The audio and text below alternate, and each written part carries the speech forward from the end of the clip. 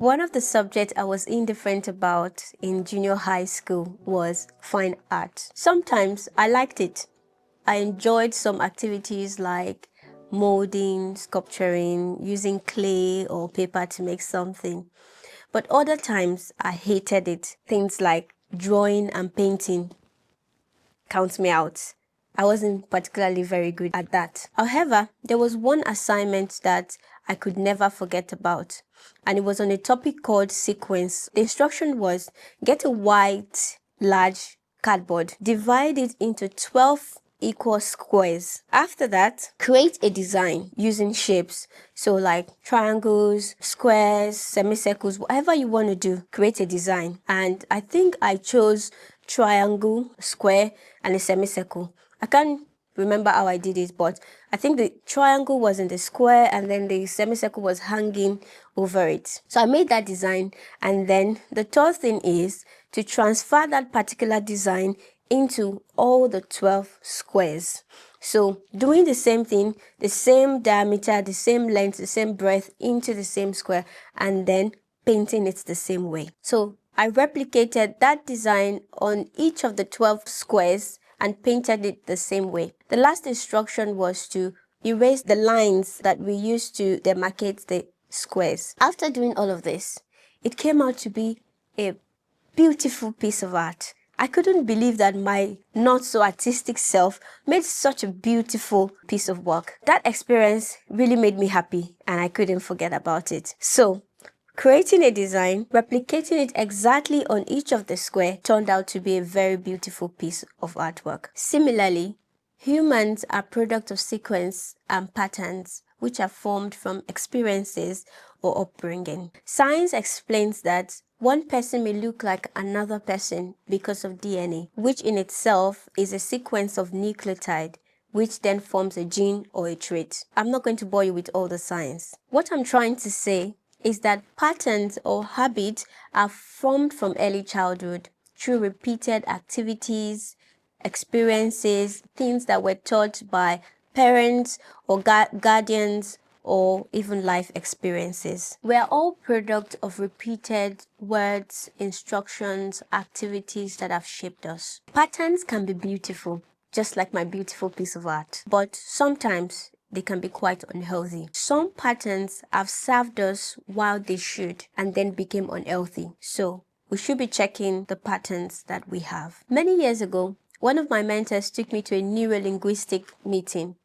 And one of the speakers said something that stood out for me. He said, the way you do one thing is the way you do other things. It didn't stick to me at first, but as I went on in life and observed my own life, I realized that it was true. Say for example, if you usually procrastinate in small tasks, like doing the laundry, you would procrastinate in bigger things like submitting a job application. Or if you are very meticulous and disciplined in the gym, chances are you have that same mindset in your work or academics. If you always avoid conflict in your personal relationship, chances are you would avoid tough conversations at work. Our brain loves efficiency, so it operates based on repeated thought, emotions that it has stored. Let me give another scenario. So there's a situation.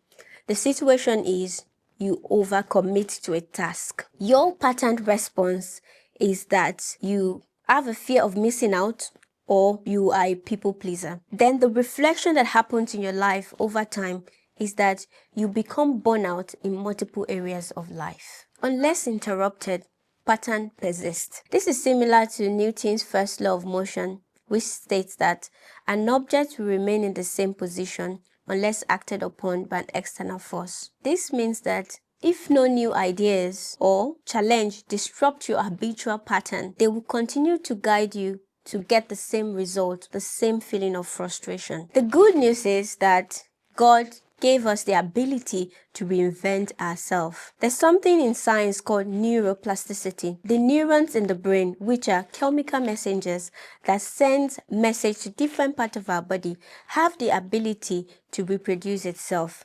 It means that When we are focused on learning or trying to break a habit or create new habits, these neurons can create neural pathway no matter the age. You can reinvent yourself. You can break those patterns after discovering them. Let me tell the story of Lisa, who always ended up in a toxic relationship, no matter who she dated, where she met them, or what happened in the relationship. She always felt underappreciated and always felt like she wasn't good enough. On one occasion, one of her friends made a remark and she said, "Why do you always end up with the same partner every time?" She didn't think much of it, but later she went on to reflect and realized that her choice of selecting this kind of partners is based on childhood experience of not feeling appreciated, where she had to stay quiet in order to please people. That was the first step into breaking that cycle. So how do you identify patterns and how do you go on to break them? The first thing is curiosity and asking questions. Curiosity and asking questions are one of the things that were taken away from some of us, especially if you grew up in an African setting. Mommy and daddy knows best. Never question them. The elders know best. Never question them. These are things that we heard while growing up. Some of us, our natural ability or the natural tendency to just want to ask questions or just to be curious about something was beaten out of us because we have to stay quiet. Children don't talk. Children don't disrespect. I hope that now that we are learning how to be better people, we would not take that beautiful gift away from our children. The first step in breaking patterns or identifying patterns is asking yourself questions, being true to yourself. Why do I do things the way that I do? You have to pick a specific aspect of your life and then start to ask the question. The second question is, what triggers me and why? Some of us are triggered by a movie scene. Some of us are triggered by a particular kind of person. Once you see them, something is triggered in you. I know that when I watch movies and there is a scene about domestic violence or abuse or whatsoever, I get triggered. I feel angry that people who have power are misusing or exerting that power on humans without asking for their permission. So what triggers you? Why am I happy in this kind of situation? Why am I always sad in this kind of situation? Why do I feel frustrated? These are questions you need to begin to ask yourself. The third question is, who told me? Or where did I learn it from? Sometimes we don't think about our behaviors and our activities as something that we learned in our childhood. Maybe it's time for us to start reflecting and saying, did I learn this? Did I pick this from somewhere? Or do I actually believe this life that I'm living? If you want a better life, you have to take a pause and reflect on where you are and where you want to be. The fourth question is, do I want my children to pick up this particular behavior that I have? Depending on your answer, you know what to do. The fifth question is, what might happen if I do the opposite of my belief or whatever it is that I'm so scared of? Some of us are so scared of trying something new because of other people's experiences about it or what somebody has told us about it. Maybe it is time for you to reflect on these questions and find a new pathway for your life. I'll be talking in depth about some of these questions in my next video.